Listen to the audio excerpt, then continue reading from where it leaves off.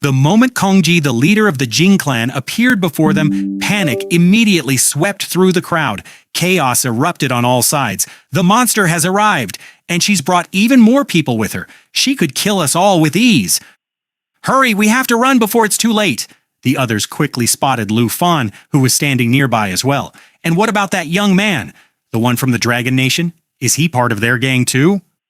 Run, everyone. That guy is part of their group as well.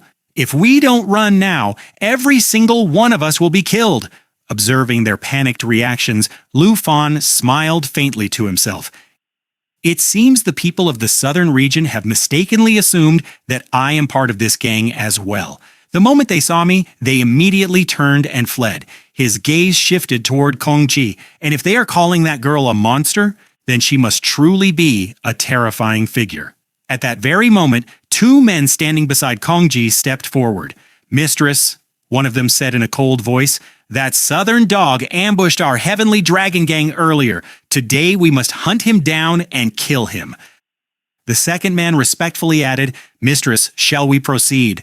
What are your orders? Shall we finish him off?" However, Kongji's face remained devoid of any expression. In a calm and measured voice, she replied, "There is no need to chase them. I will handle everything right here.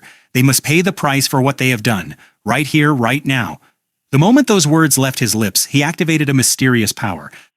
Suddenly, right before everyone's eyes, a massive, tsunami-like wave rose up. A terrifying wall of water surged rapidly toward the sky. The instant people saw it, they were plunged into utter panic. A young man standing at the back froze on the spot, simply staring wide-eyed at the terrifying spectacle unfolding before him. Another man shouted at him frantically, "Do you want to die? Stop gawking and run! Get out of here fast, or we'll all be killed!"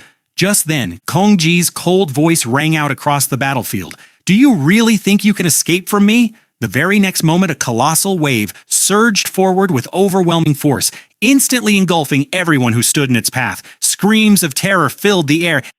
"Help us, please save us. We don't want to die. Have mercy on us." But just moments later, every single one of them was swallowed up by that catastrophic flood.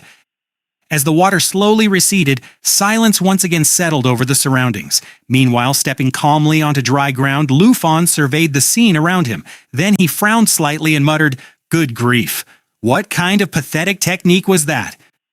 You guys died so easily, and all because of a little bit of water. To think that all of you, after bragging so much about your strength, ended up dying simply because of water." Lu Fan shook his head slightly in disappointment. How ridiculous! Meanwhile, not far away, Kongji and the members of her gang were quietly discussing him amongst themselves. Turning toward one of her subordinates, the so-called monster calmly asked, "You know almost everyone in the South Court? Tell me, who is that man?" The man carefully observed Lu Fan before replying, "Sister, I'm familiar with the people from that region, but strangely enough, I don't recognize him at all." His expression became serious. "That means he definitely isn't from the South Black part. He must have come from somewhere else." At that moment, an elderly man standing nearby suddenly interrupted the conversation. "If he's not from the South Court," the old man said thoughtfully, "then he isn't part of the Southern gang either." Hearing that, Kongji narrowed her eyes slightly. "In that case, he can only be from the Southern Nation." The moment these words were spoken, everyone's gaze immediately shifted toward Lu Fan. Kongji quietly stared at him for several seconds before muttering under her breath, "A fearless Southerner. How truly fearless!" The so-called monster, Kongji quietly muttered, "He isn't afraid of us. And he hasn't even tried to run." Her eyes narrowed slightly as she continued staring at Lu Fan. Then, in a cold voice, she gave a direct order. "Kill him immediately." The moment the command was issued, the two men beside her instantly rushed toward Lu Fan. Their killing intent exploded outward as they closed the distance rapidly. One of them sneered arrogantly, "Your death is already guaranteed. No one can save you from us." The other laughed viciously. "You should have run while you still had the chance." Watching them charge forward, Lu Fan smiled faintly to himself. "The people from the South believe I'm allied with these gangs, and these idiots think I belong to the Southern Nation. This situation is truly absurd." However, the moment the two attackers moved close enough to clearly see Lu Fan's wings, fear suddenly appeared in their eyes. Their instincts immediately warned them this was no ordinary human. One of them instantly shouted toward Kongji, "Mistress, be careful! This man isn't normal." But the second man simply scoffed in disdain. "Oh, spare me! I know exactly how capable the people of the southern nation really are." Hearing those words, Lu Fan's expression finally turned cold. A dangerous aura slowly spread from his body as he fixed his gaze directly on the arrogant man. Then he spoke in a chilling voice.